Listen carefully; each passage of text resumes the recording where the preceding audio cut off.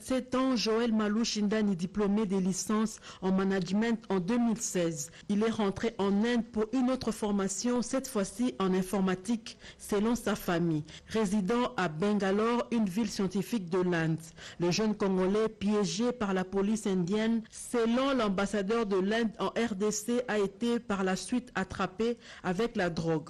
Arrêté, il fait quelques heures après un malaise à la station de la police. Emmené à l'hôpital, il décède peu de temps après. L'information fait la une des réseaux sociaux et le gouvernement de la République, par son chef de la diplomatie, a reçu l'ambassadeur de l'Inde en RDC pour des explications. Il y a eu malheureusement mort d'homme et nous présentons nos condoléances nécessaires le plus attristé à la famille de M. Joël, à ses proches ainsi qu'à tous ceux qui sont touchés par cette mort. Mais il n'y a jamais eu d'intention de pouvoir nuire à qui que ce soit. Les investigations de la police et des experts de la médecine légale sont en train d'être poursuivies et nous attendons à voir le rapport dans le plus bref délai possible. Le vice-premier ministre, ministre des Affaires étrangères, Christophe Lutundula, choqué par cet événement malheureux, a donné la position de la République démocratique du Congo.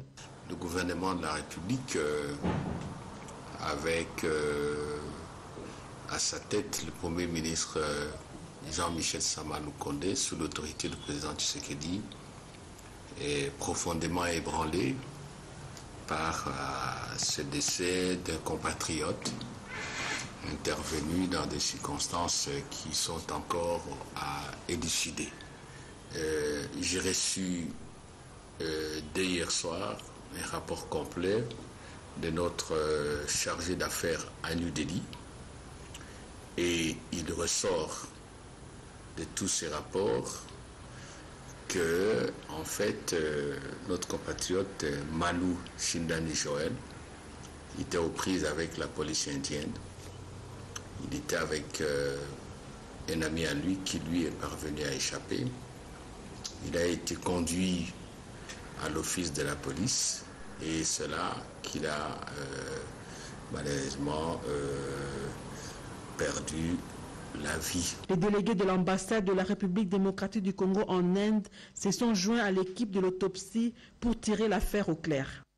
Et toujours dans ce même dossier, le gouverneur de la ville-province Kinshasa appelle également la population quinoise au calme suite à la mort de l'étudiant Joël Mali Shindani, décédé à Bangalore, en Inde. Reportage Bobo Anan Mokondi. Quinoises et Quinois, la ville de Kinshasa a connu une forte tension, accompagnée des actes de vandalisme et de sabotage des biens des Indo-Pakistanais.